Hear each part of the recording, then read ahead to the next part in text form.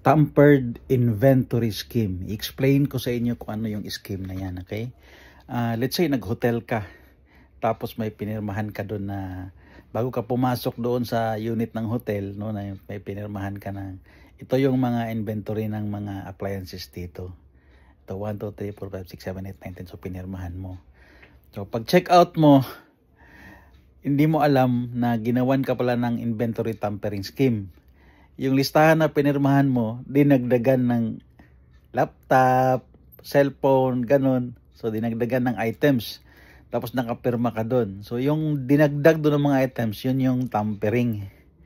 So sabihin sa'yo, oh, nawala yung laptop, nawala yung cellphone dito sa loob. Ninakaw mo, ay magkakaproblema ka. Ganon din yung budget natin.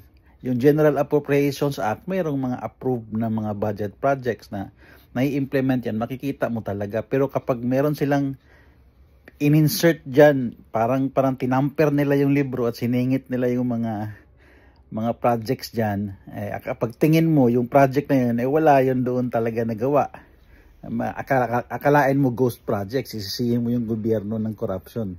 So tingnan natin ang mabuti kung merong inventory tampering scheme, yung itong ghost infrastructure project scandal natin sa Pilipinas. Salamat po.